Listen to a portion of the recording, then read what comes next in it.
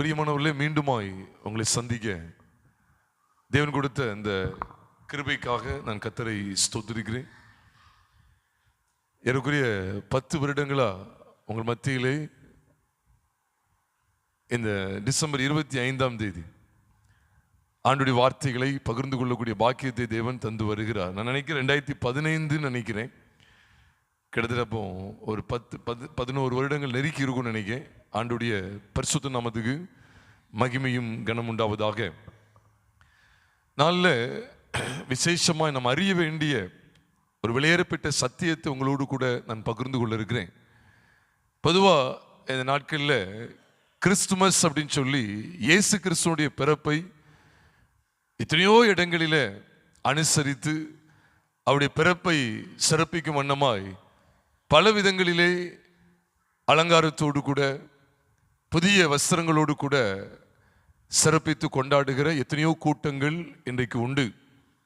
ஆனால் அதுக்கு மத்தியிலே நாம் அறிய வேண்டிய விசேஷித்த சத்தியத்தை உங்களோடு கூட நான் பகிர்ந்து கொள்ள இருக்கிறேன். ஒரு விலையேறப்பட்ட சத்தியம் அது என்னவென்றால், இயேசுவானவர் இந்த பூமியிலே பிரவேசிக்கும் போதும் அவர் இந்த பூமியிலிருந்து தன் ஜீவனை விடுகிற சமயத்திலேயும் எவ்விதமான வெளிப்பாடு பரிசுத்த வேதாகமத்திலே காண்பிக்கப்பட்டிருக்கு அப்படிங்கிறத உங்களோடு கூட கொஞ்சம் விஸ்தாரமாய் பகிர்ந்து கொள்ள இருக்கிறேன். கர்த்தராகிய இயேசு கிறிஸ்து இந்த பூமியில வெளிப்படும் போது அவர் தேவகுமாரனாய், தேவனுடைய குமாரனாய் அறியப்பட்டிருந்தார். அவரை குறித்து அவர் மனுஷகுமாரன் என்று சொல்லி பல வேத வாக்கியங்களிலே நாம் காண நேரிட்டாலும், தேவகுமாரன் மனுஷகுமாரன் இந்த பூமிக்கு வெளிப்பட்டார் என்பதுதான் 100% உண்மை. கிறிஸ்துவாகிய தேவகுமாரன் இயேசுவாக மனுஷகுமாரன் இந்த பூமிக்கு வந்தார் என்கிற அந்த விசேஷித்த சத்தியத்தை நாம் அறிந்து கொள்ள வேண்டும். பிரியமானவர்களே, மரியாள் இடத்திலே தேவதூதன் சொல்லும்போது, லூக்கா எழுதின சுவிசேஷம் 1வது அதிகாரம் 35வது வசனத்தை நாம் பார்க்கும்போது, அங்கே தேவதூதன் அவளுக்கு பிரதியுத்தரமாக, பரிசுத்த ஆவி உன்மேல் வரும், உன்னதமானவருடைய பலம் உன்மேல் நிழலிடும், ஆதலால் உன்னிடத்தில் பிறக்கும் பரிசுத்தம் உள்ளது, தேவனுடைய குமாரன் எண்ணப்படும் அப்படின்னு சொல்லி நாம் அங்கே லூக்கா 1வது அதிகாரம் 35வது வசனத்திலே பார்க்கிறோம். அப்ப உன்னிடத்தில் பிறக்கும் பரிசுத்தம் உள்ளது, தேவனுடைய குமாரன் எனப்படும் அப்படின்னு சொல்லும்போது, அப்போ உன்னிடத்தில் பிறக்கும் அப்படின்னு சொல்லுகிற சமயத்தை பார்க்கும்போது, இயேசுவானவர் இந்த பூமியில வெளிப்படும் போது, அவருடைய ஜீவன் வெளிப்படும் போது, இந்த பூமியிலே அவர் எவ்விதமான அடையாளத்தை பெற்றவராய் வெளிப்படுகிறார் என்று சொன்னால், அவர் தேவனுடைய குமாரன் அப்படிங்கிற இந்த ஸ்லாக்கியத்தை பார்க்கிறோம். அதே போலதான் அவர் இந்த உலகத்தின் ஓட்டத்தை முடிக்கிற சமயத்தில் பார்க்கும்போதும், மார்க் எழுதின சுவிசேஷம் 15வது அதிகாரம் 39வது வசனத்தை நாம் பார்க்கும்போது, அவருக்கு எதிரே நின்றிருந்த 100க்கு அதிபதி இப்படி அவர் சத்தமிட்டு அவர் ஜீவனை விட்டதை கண்டபோது அவன் என்ன சொன்னான் தெரியுமா? மெய்யாகவே இந்த மனுஷன் யாருதான்? தேவனுடைய குமாரன் என்றான் என்று நாம் பார்க்கிறோம். அவ இயேசுவானவர், அந்த இயேசுவாகிய அந்த ஜீவன் இந்த பூமியில வெளிப்படும் போதும் சரி, ஜீவன் விடப்படும் போதும் சரி, நல்ல ஞாபகம் வச்சுக்கங்க, ஜீவன் வெளிப்படும் போதும் சரி, ஜீவன் விடப்படும் போதும் சரி, அவர் எவ்விதமாக அடையாளப்படுத்தப்படுகிறார் என்று சொன்னால், தேவனுடைய குமாரன். இதை நம்ம நினைப்போம், இது எங்களுக்கு நன்றாக தெரியுமே, இந்த சத்தியம் எங்களுக்கு நன்றாக தெரியும். தேவகுமாரனாகிய கிறிஸ்து நம்ம எல்லாரையும் மீட்பதற்காக இந்த பூமிக்கு மனுஷகுமாரனாய் இயேசு என்கிற பெயர்ல வெளிப்பட்டார் அப்படிங்கிற சத்தியம் தான் எல்லாருக்கும் தெரியுமே அப்படின்னு நம்ம நினைப்போம். நல்ல கவனிங்க, இதுல மறைந்திருக்கிற மிகப்பெரிய சத்தியங்கள் என்ன அப்படிங்கிறத நிறைய காரியங்களை உங்களோடு கூட நான் பகிர்ந்து கொள்ள இருக்கிறேன். அப்போ நம்ம எதை அறிகிறோம் அப்படின்னு சொன்னா, இந்த பூமியில கர்த்தராகிய இயேசு கிறிஸ்துவை அறிகிற அறிவிலே நீங்களும் நானும் வளர்ந்து பெருக வேண்டும். நான் இப்போ என்னை குறித்து சொல்ல நினைத்திட வேண்டாம்.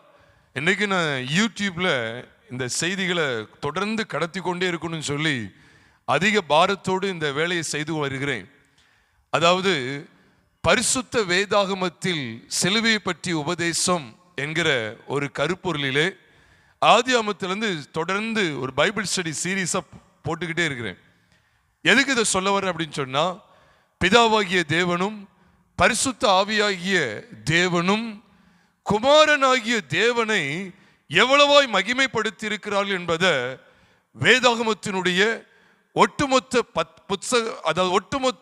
பக்கங்களிலேயும் நீங்களும் நானும் கட்டாயம் காண வேண்டும் என்கிற வெளிச்சத்துக்காக இவைகளை உங்களோடு கூட பகிர்ந்து கொள்கிறேன். அல்ல, ஆதியாகமத்திலிருந்து வெளிப்படுத்தல் வரைக்கும் கிறிஸ்துவின் ஜீவன் வெளிப்படுத்தப்பட்டு கொண்டே இருக்கிறது. அதை முதலாவது நான் சொல்லிட்டு அதை தொடர்ந்து இந்த செய்திக்குள்ளாக நான் கடந்து போக வாஞ்சிக்கிறேன். அது எப்படி நீங்க ஒருவேளை கேட்கலாம். ஏனென்றால் நீங்க ஆதியாகமத்திலிருந்து பாருங்க, உலக தோற்ற முதலே அடிக்கப்பட்ட வண்ணமாய் இருக்கிற ஆட்டுக்குட்டியானவர் என்று சொல்லி இயேசு கிறிஸ்துவ குறித்த வெளிப்பாடான சத்தியம் சொல்லப்பட்டிருக்கிறது. இதைத்தான் யோவானுக்கு ஆண்டவர் வெளிப்படுத்தும் போது வெளிப்படுத்தல் 13:8 சொல்லப்படுகிறது, அவர் உலக தோற்ற முதல் அடிக்கப்பட்ட ஆட்டுக்குட்டி. அது மாத்திரமல்ல, அவர் அதாவது ஆதியாகமம் 1வது அதிகாரம் 3ஆம் வசனத்திலே வெளிச்சம் உண்டாக கடவுது என்றார், அப்பொழுது வெளிச்சம் உண்டாயிற்று என்று நாம் வேதத்தில் பார்க்கிறோமே. அதைத் தொடர்ந்து தேவன் வெளிச்சம் நல்லதென்று கண்டார், வெளிச்சத்தையும் இருளையும் ஆண்டவர் தேவன் வெவ்வேறாக பிரித்தார் என்றெல்லாம் வேதத்தில் சொல்லப்படுகிறது. அதுவும் குமாரனாகிய இயேசு கிறிஸ்துவை குறித்து சொல்லப்பட்ட ஜீவனுள்ள வாக்கியங்கள். நம்ம எல்லாருக்கும் தெரியும், 2 கொரிந்தியரின் புஸ்தகம் 4வது அதிகாரம் 6வது வசனத்தை நாம் பார்க்கும்போது, இருளிலிருந்து வெளிச்சத்தை பிரகாசிக்க சொன்ன தேவன் இயேசு கிறிஸ்துவின் முகத்தில் உள்ள தமது மகிமையின் அறிவாகிய ஒளியை தோன்ற பண்ணும் பொருட்டாக எங்கள் இருதயங்களில் பிரகாசித்தார் என்று சொல்லும் போது நாம் தான் அறிந்து கொள்ள வேண்டும். அப்போ ஆதியாகமம் 1வது அதிகாரம் 2ஆம் வசனத்திலே பூமியானது ஒழுங்கின்மையும் வெறுமையுமாய் இருந்தது, ஆழத்தின் மேல் என்ன இருந்தது? இருள் இருந்தது. அதை தொடர்ந்து பார்க்கிறோம், ஆவியானவர் ஜலத்தின் மேல் அசைவாடி கொண்டிருந்தார். ஆனால் 3ஆம் வசனத்தில் பார்க்கிறோம், வெளிச்சம் உண்டாக கடவுது என்றார். அப்போ 2ஆம் வசனத்தில் இருள் இருக்கிறது. அப்ப இருளில் இருந்து தேவன் எதை பிரகாசிக்க செய்கிறார்? வெளிச்சம் உண்டாக கடவுது என்றார். அதற்கு பிறகுதான் இருளையும் வெளிச்சத்தையும் வெவ்வேறாக தேவன் பிரிக்கிறார். இதுதான் புது உடன்படிக்கையினுடைய சபையாய் காணப்படுகிறது. அப்ப இதே போலதான் ஏதோ உலகத்தில் வெளிச்சம் வந்தது அப்படிங்கிறது மாத்திரம் இல்ல. நம்ம 2 கொரிந்தியர் 4:6 பார்க்கிறோமே, இருளிலிருந்து வெளிச்சத்தை பிரகாசிக்க சொன்ன தேவன் அப்படிங்கிறது சிருஷ்டிப்பின் காரியம்தான். ஆனால் அந்த சிருஷ்டிப்பின் காரியத்தை வைத்து புது உடன்படிக்கையின் சபைக்கு எவ்விதமான வெளிப்பாடு சொல்லப்படுகிறது என்று சொன்னால், அன்றைக்கு பூமி எங்கும் காரில் இருக்கிறது, அந்த இருளில் இருந்து தேவன் வெளிச்சம் உண்டாக கடவுது என்று சொன்னார். அப்ப புதிய ஏற்பாட்டில் அந்த வசனத்தின் வெளிச்சத்தை நாம் பார்க்கும்போது கர்த்தராகிய இயேசு கிறிஸ்து மூலமாக தான் ஒட்டுமொத்த மனுக்குலத்திற்கும் வெளிச்சம் அப்படிங்கிறத வேதம் திட்டவட்டமாய் சொல்லுகிறது.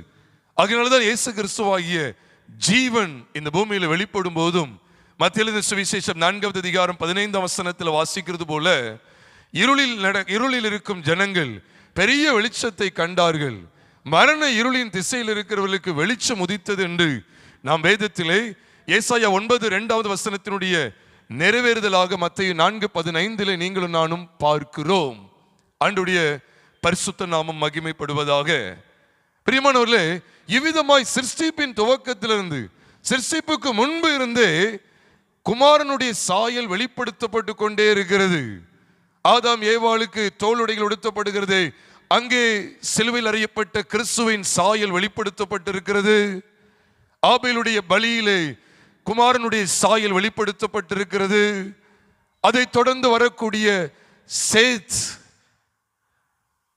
காயின் ஆபேலை கொன்று விட்டபடியினாலே ஆபேலுக்கு பதிலாக, காயின் கொன்ற ஆபேலுக்கு பதிலாக ஆண்டவர் சேத் என்கிற ஒரு மனுஷனை கொடுத்தார். அந்த சேத்துடைய காலகட்டத்தை பார்க்கும்போது இந்த சேத் கிறிஸ்துவின் வம்சாவளியை சார்ந்தவன். கிறிஸ்து பிறப்பிக்கப்படுவதற்கு கிறிஸ்துவின் வம்சாவளியை அவன் வெளிப்படுத்துகிறவன் என்பதை லூக்கா எழுதின சுவிசேஷம் 3வது அதிகாரம் கடைசி 3-4 வசனங்களை வாசிக்கும் போது ஆதாமினுடைய குமாரன் சேத்தை குறித்து சொல்லப்பட்டிருக்கிறது. அதை தொடர்ந்து நோவாவுடைய பேழையை நாம் பார்ப்போமேயானால் அங்கேயும் கிறிஸ்து அடையாளப்படுத்தப்படுகிறார். நீங்கள் நான் வேதத்திலே பார்ப்போமேயானால், பிரியமானவர்களே, நோவாவின் பேழை எதற்கு அடையாளம்? நம்ம அடிக்கடி கூட தியானித்து இருக்கிறோம் நான் நினைக்கிறேன். அதாவது 1 பேதுரு 3வது அதிகாரம் 20 மற்றும் 21 ஆகிய 2 வசனங்களை வாசிக்கும் போது, அந்த ஆவிகள் பூர்வ நாட்களிலே நோவா பேழை ஆயத்தம் பண்ணும் நாட்களில் தேவன் நீடிய பொறுமையோடு இருந்தபோது கீழ்ப்படியாமற் போனவைகள் சிலராகிய 8 பேர் மாத்திரம் அந்த பேழையிலே பிரவேசித்து ஜலத்தினாலே காக்கப்பட்டார்கள். அப்ப நோவா அவருடைய பேழை ஜலத்தினாலே காக்கப்பட்ட இந்த அனுபவமானது எதற்கு அடையாளமா இருக்கு சொன்னா, கிறிஸ்துவனுடைய மரணம், அடக்கம் மற்றும் உயிர்த்தெழுதலுக்கு திருஷ்டாந்தமாக இருக்கிறது. அதுதான் 1 பேதுரு 3வது அதிகாரம் 20 மற்றும் 21 வாசிக்கிறோம். 20 கடைசி பகுதியில் சொல்றார், அந்த பேழையிலே சிலராகிய 8 பேர் மாத்திரம் பிரவேசித்து ஜலத்தினாலே காக்கப்பட்டார்கள். அதற்கு ஒப்பனையான ஞானஸ்நானமானது மாம்ச அழுக்கை நீக்குதலாயிராமல் தேவனை பற்றும் நல்மனசாட்சியின் உடன்படிக்கையாயிருந்து இப்பொழுது நம்மையும் இயேசு கிறிஸ்துவனுடைய உயிர்த்தெழுதலினால் ரட்சிக்கிறது. அப்ப இயேசு கிறிஸ்துவனுடைய உயிர்த்தெழுதலினால் ரட்சிக்கிறது.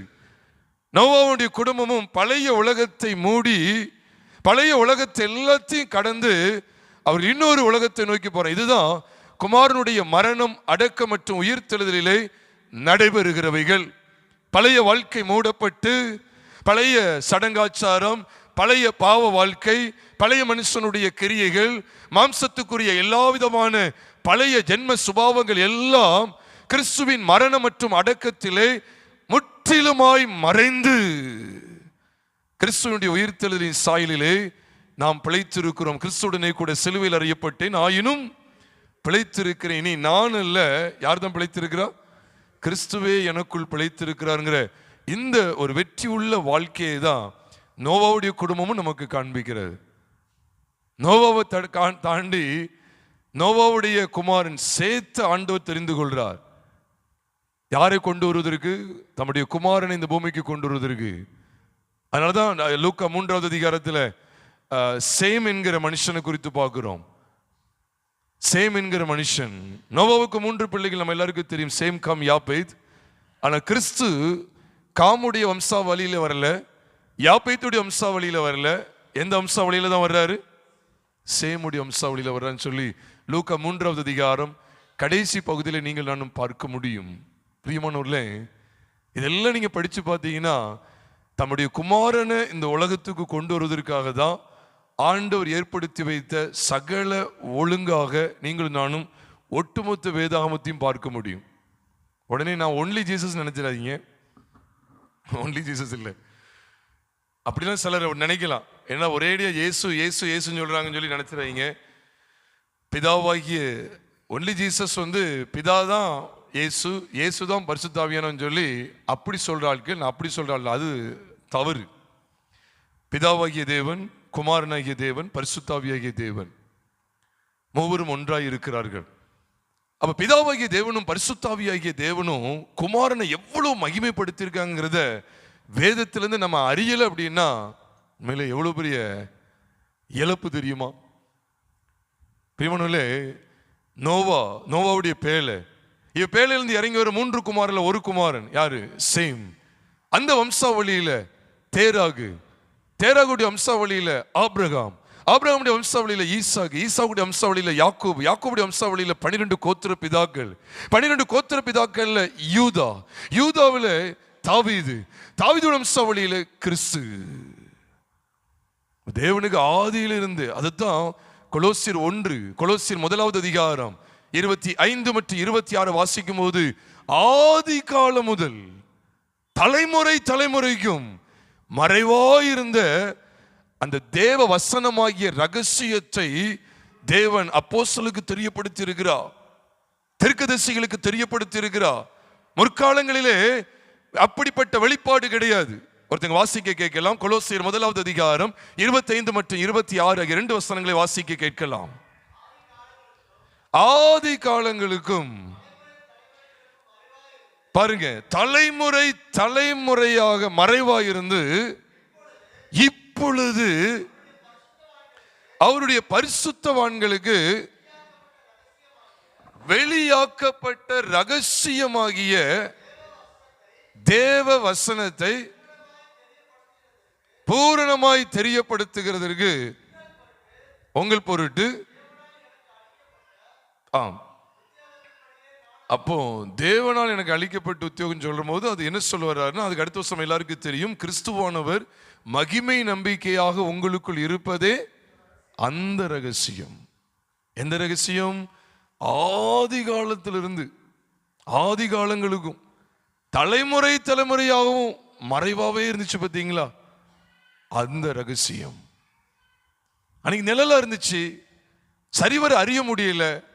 அதனாலதான் பழைய ஏற்பாட்டில் பலி செலுத்தி வந்த காலங்களை கவனிச்சீங்கன்னா, பலிகளுக்கு அடுத்த முறைமைகள் எல்லாம் தேவன் கொடுத்துக்கிட்டே இருந்தார். யாரை காண்பித்து கொடுக்க தெரியுமா?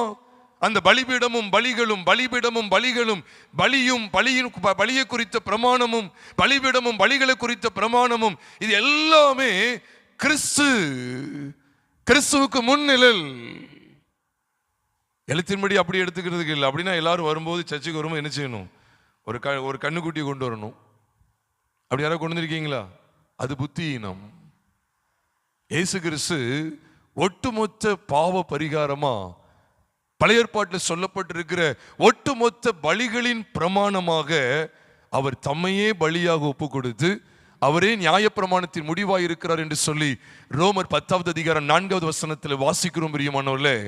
ஆக ஆதி காலம் முதல் தலைமுறை தலைமுறைக்கு மறைவாய் இருந்தது வெளிப்படுத்தப்பட்டிருக்கு. அந்த ரகசியம் என்ன? அந்த ரகசியம் எதை பற்றியது? நீங்க பெரும்பாலும் பாருங்க, அப்போஸ்தலன் பவுல் ரகசியம் ரகசியம் ரகசியம் சொல்ற விஷயத்தெல்லாம் பார்த்து பாருங்க, அவர் அங்க குமாரனை குறித்த மாபெரும் வெளிப்பாடு தாங்க சொல்லுவார். இப்ப கொலோசியர் 1ல சொல்றாரா ரகசியம் சொல்றாரா? குமாரனை குறித்த வெளிப்பாடு. எபேசியர் 3வது அதிகாரம் முதல் 4 வசனங்கள்ல பார்க்கிறோம். அதுவும் தலைமுறை தலைமுறை காலமா மறைவாவே இருந்த ரகசியம் என்று சொல்லுகிறார். அந்த ரகசியம் என்ன? கிறிஸ்துவை பற்றியது, குமாரனை பற்றியது. அது மாத்திரமா? 1 தீமோத்தேயுவின் புஸ்தகம் 3வது அதிகாரம் 16வது வசனத்தில் பார்க்கும்போது, 1 தீமோத்தேயு 3:16 பார்க்கிறோம், தேவ பக்திக்குரிய ரகசியம் யாவரும் ஒப்புக்கொள்ளுகிறபடி மகாமேன்மை உள்ளது. தேவபக்திக்குரிய ரகசியம். அது என்ன ரகசியம்? ரகசியம் சொல்றாரு. தேவபக்திக்குரிய ரகசியம் யாவரும் ஒப்புக்கொள்ளுகிறபடி மகாமேன்மை உள்ளது. தேவன் எதில் வெளிப்பட்டார்? இதான் அந்த ரகசியம். அன்னைக்கு ஆபேல் ஆண்டவர் விசுவாசிச்சு பலி செலுத்தினார், அவ்வளவுதான். கிறிஸ்துவ பத்தி அவருக்கு தெரிஞ்சிருக்காது. ஆபேல் பலியை செலுத்துறான், அது நிமித்தமா அவன் நீதிமான் என்று சாட்சி பெற்றான் என்று எபிரேயர் 11:4 வாசிக்கிறோம். ஆனா உண்மையிலே அந்த பலியில யார் இருக்கிறான்னா, கிறிஸ்து தான் முன்னிழலா இருக்கிறா. அந்த ஆட்டுக்குட்டி கிறிஸ்துவுக்கு முன்னிழல், அந்த ஆட்டுக்குட்டி கிறிஸ்துவுக்கு முன்னடையாளம். இவ்விதமாய் கிறிஸ்துவை ஆண்டவர் காலா காலத்தில் வெளிப்படுத்திக்கிட்டே இருக்கிறார், மறைவாக ரகசியமாக. அதான் அப்போஸ்தலன் பவுல் அந்த ரகசியம் இப்ப எங்களுக்கு வெளிப்படுத்தப்பட்டிருக்குன்னு சொல்லி கொலோசியர் 1 அதிகாரம் 25-26 சொல்லும்போது அது அந்த ரகசியம் கிறிஸ்துவை பற்றியது. 1 தீமோத்தேயு 3வது அதிகாரம் 16ஆம் வசனத்தில் பார்க்கிறோம், அது கிறிஸ்துவை பற்றியது. தேவகுமாரனாகிய கிறிஸ்து மாம்சத்தில் வெளிப்பட்டார், கிறிஸ்துவை பற்றியது. அது மாத்திரமல்ல, எபேசியர் 5வது அதிகாரம் 32வது வசனத்தில் பார்க்கும்போது அவர் சொல்லுகிறார், இந்த ரகசியம் பெரியது. அது என்ன ரகசியம்? அதுக்கு மேல சொல்றாரு, இது நிமித்தம் புருஷனானவன் தன் தகப்பனின் தாய் விட்டு தன் மனைவியோடு சேர்ந்திருப்பான், அவர்கள் இருவர் எப்படி இருப்பாங்க? ஒரே மாம்சமாய் இருப்பார்கள். இந்த ரகசியம் பெரியது. என்னைய ரகசியம்? ஆதியாகமம் 2வது அதிகாரம் 24ஆம் வசனத்துல உள்ளதை நீங்க எடுத்து சொல்லிட்டீங்க. இது என்ன பெரிய ரகசியமா? ஆதியாகமம் 2வது அதிகாரம் 24ஆம் வசனம் யாருக்கு யாருக்கு சொல்லப்பட்டது? ஆதாமுக்கும் ஏவாளுக்கும் காரியங்களை சொல்லப்பட்டது. ஆதாம் ஏவாளை குறித்து சொன்னதை நீங்க இப்ப எபேசிய சபைக்கு சொல்லிக் கொடுக்கீங்க. இது நான் ரகசியமா? ஆமா, ரகசியம்தான். அது சொல்லிட்டு சொல்றாரு, இந்த ரகசியம் பெரியது. நான் ஆதாமை பற்றியும் ஏவாளை பற்றியும் சொல்லுகிறேன்னு சொல்லல, நான் கிறிஸ்துவை பற்றியும் அவருடைய சபையை பற்றியும் சொல்லுகிறேன்னு சொல்றாரு. ரகசியம் பிரியமானவர்களே. அதனால நீங்க நிறைய பேருக்கு ஃபர்டிவா இருக்கு. This truth is still furtive in most of the lives அப்படின்னு சொல்ல முடியும். அநேகருடைய வாழ்க்கையில இது ரகசியமாவே இருக்கு, சீக்ரெட், ஃபர்டிவ். அதை அறிய மாட்டுக்காங்க.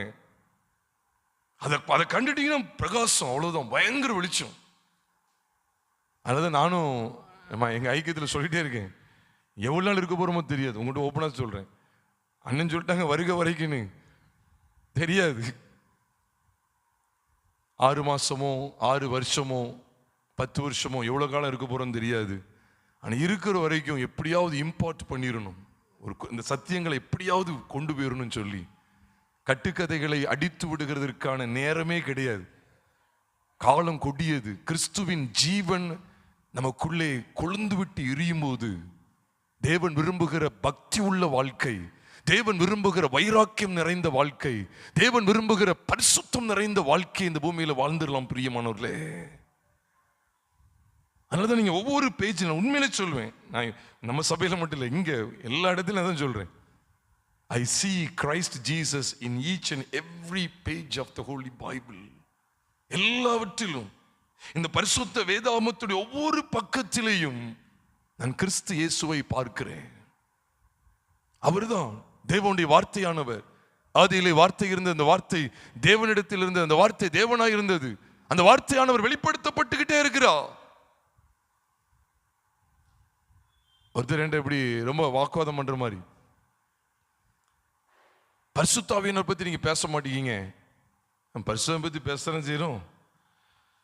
ஆதி நாட்கள்ல நல்ல கவனிங்க, சிம்டம் பாருங்க. ஆதி நாட்கள்ல பரிசுத்த ஆவியானவர் 120 பேர் மேல இறங்கி வர்றார். முதல்ல நம்ம எல்லாருக்கும் தெரியும், அப்போஸ்தலர் 2வது அதிகாரத்துல, அப்போஸ்தலர் 8வது அதிகாரத்திலும் பரிசுத்த ஆவியானவர் மேல ஒருத்தர் அநேகர் மேல வர்றார். சமாரியார் மேல இறங்கி வர்றார். சமாரியார் மேல பரிசுத்த சமையலருக்கு கொடுக்கப்படுகிறது.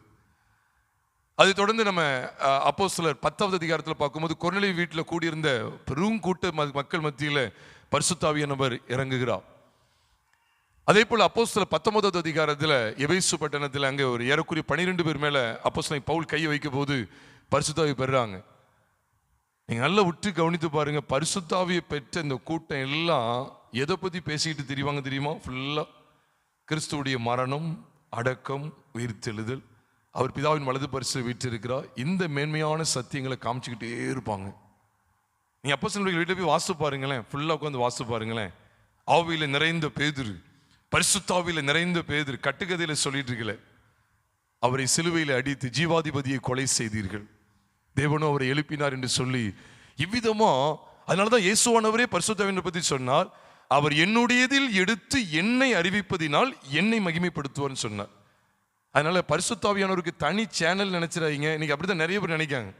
செப்பரேட் பர்சன் தான், நான் இல்லைன்னு சொல்லல, 2 பேர் ஒன்று அப்படின்னு சொல்லல, செப்பரேட் பர்சன் தான், தனி நபர் தான். ஆனா அவருக்கு தனி சேனல் கிடையாது. நான் என் இஷ்டப்படி நான் எப்படி போவேன் அப்படி கிடையாது. அவர் எந்த சேனல்ல தான் வருவார் தெரியுமா? குமாரன் மூலமா தான் வருவார். அந்த ஜீவன்ல தான் வெளிப்பட்டுக்கிட்டே இருப்பார். அதுக்கு பைபிள் அத்தாச்சு. அவர் என்னுடையதில் எடுத்து என்னை அறிவிப்பதினால் என்னை மகிமைப்படுத்துவார். அப்ப அவருடைய சேனல் எங்கன்னா குமாரன் மூலமா அந்த ஜீவன் மூலமா தான் வெளிப்படுவார்.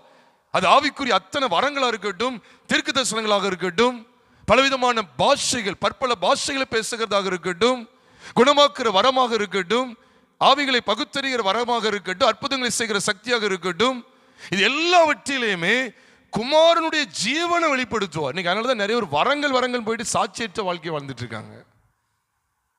அதனாலதான் அவர் தனி சேனல்ல வர்றாரு, மூவ் பண்றதுதான் இதோட இவ்வளவு பிரச்சனை. சொப்பனத்துல நரி வந்ததுன்னா உனக்கு இது மாதிரி நிறைய பேசி என்னைய செய்ய, இப்படிலாம் புதுசாக கிளம்பியிருக்காங்க. காக்கா வந்ததுன்னா அது ஒரு விதமான ஸ்பிரிட், யானை வந்து அது ஒரு go and teach botany class. இவங்கெல்லாம் இப்படி ஒரு வகுப்பு தான் எடுக்க வைக்கணும். நிறைய நூதனமா வந்துட்டு இருக்காங்க.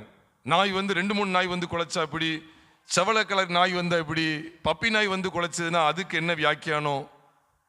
பைபிள்ல கிடையாது, எல்லாம் அவுட் ஆஃப் த பைபிள் தான். இந்த நாய்களை படிக்கிறதுக்கும் என்னது பேய்களை படிக்கிறதுக்கும் வந்திருக்கும். சில பேய் வந்து பேயை பத்தியே பேசுவாங்க, சில முத்திரையை பத்தியே பேசுறாங்க, சில இப்படி பயமுறுத்திட்டே இருக்காங்க, வருக வருக, அப்புறம் அங்க இது வரப்போகுது, அப்புறம் ட்ரம்ப் மூலமா இது வரப்போகுதான்.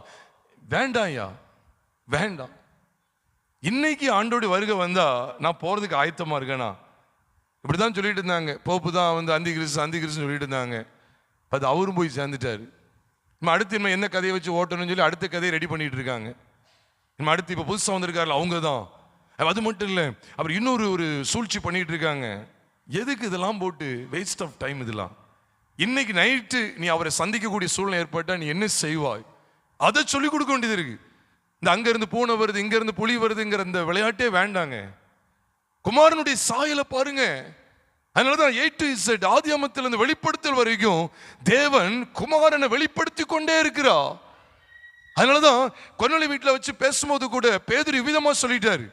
அப்போஸ்தலர் நடபடிகள் 10வது அதிகாரம் 43வது வசனத்தில் அப்போஸ்தலர் 10:43 சொல்லுகிறது, அவரை விசுவாசிக்கிறவன் எவனோ அவன் அவருடைய நாமத்தினாலே பாவ மன்னிப்பை பெறுவான் என்று 1-2 தீர்க்கதரிசிகள் இல்ல, தீர்க்கதரிசிகள் எல்லாரும் அவரை குறித்து சாட்சி கொடுக்கிறார்கள்.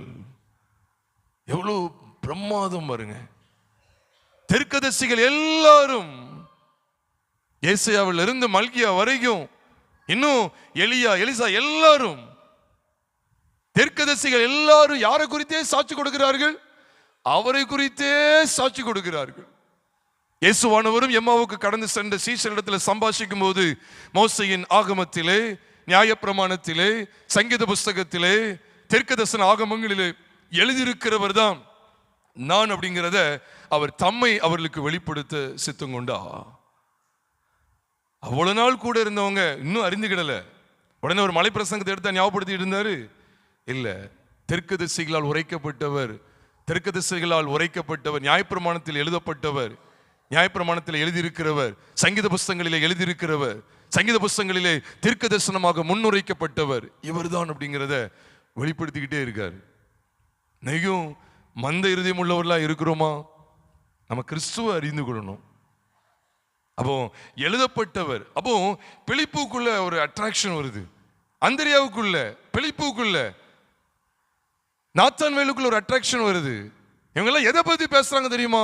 நியாயப்பிரமாணத்தில் எழுதியிருக்கிறவரை கண்டோ, தீர்க்கதரிசன புஸ்தகங்கள் எழுதியிருக்கிறவரை கண்டோ. அது அவங்களுக்கு ஆச்சரியம். எழுதப்பட்டவர் வந்திருக்கிறாரு. எழுதப்பட்டவரை நம்ம பார்க்காம வேற எதையோ பொருளை பார்த்துக்கிட்டு இருக்கோம்.